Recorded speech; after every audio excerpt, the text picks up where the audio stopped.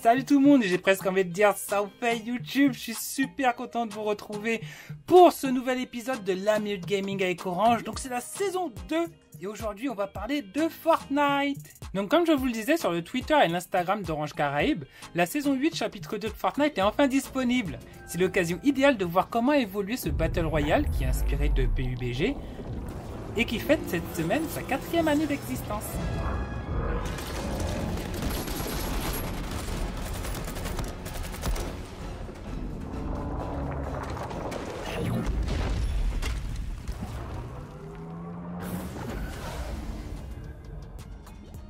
Alors Fortnite c'est un jeu qui a su très rapidement trouver sa place dans l'e-sport. Faut dire que le format il est idéal. Tu lâches 100 personnes sur une île et le dernier survivant c'est le gagnant.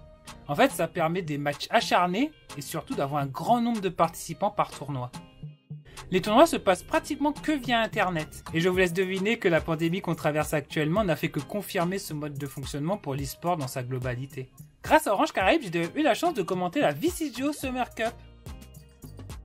Alors la VCGO Summer Cup, c'est un tournoi Fortnite qui a été organisé par Vortex CGO, qui est une équipe d'e-sport de la Guadeloupe.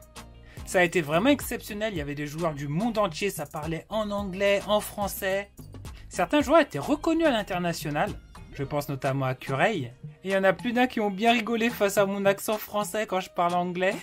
Mais l'événement a été un gros succès sur Twitch et vraiment c'était juste exceptionnel. So everybody's trying to stay alive in the storm. That's interesting. It's near the slum industry, so you have a lot of stuff. I don't even know who will win. No. What the fuck? What the fuck? It worked. That guy is a genius.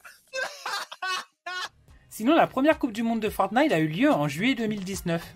Il y a eu plus de 200 millions de passionnés qui ont assisté à cette coupe. Et le vainqueur, qui est Booga, que vous devez connaître, a remporté 3 millions de dollars. Sinon, un autre sujet, les collaborations dans Fortnite. Je sais qu'il y en a plein qui détestent, il y en a plein qui adorent. Pour ma part, j'adore les collaborations, c'est d'ailleurs ce qui m'a fait jouer à Fortnite. J'ai commencé à jouer régulièrement à Fortnite pendant la saison 10 parce qu'il y avait l'événement Star Wars. J'adorais les sabres laser et le premier skin que j'ai acheté c'est celui de Rey. On pourrait penser que les collaborations c'est quelque chose qui est récent dans l'histoire de Fortnite mais pas du tout. Dès la saison 4 on avait déjà le gant de l'infini de Thanos qui était disponible dans le jeu. Ensuite on a eu d'autres collaborations. On a eu notamment la collaboration avec la NFL à la saison 6. On a eu Kratos, Master Chief, Lara Croft, Ryu et Chun-Li lors de la saison 5. Le concert de Marshmello à la saison 7. Travis Scott a également fait un concert au chapitre 2, saison 2. Et on va terminer par le prodigieux concert d'Ariana Grande lors de la saison 7, chapitre 2. D'ailleurs, je regrette vraiment de ne pas avoir acheté son skin. Et vous, quelle a été votre collaboration préférée dans Fortnite? N'hésitez pas à nous le dire dans les commentaires. Je vais lire vos commentaires et vous répondre.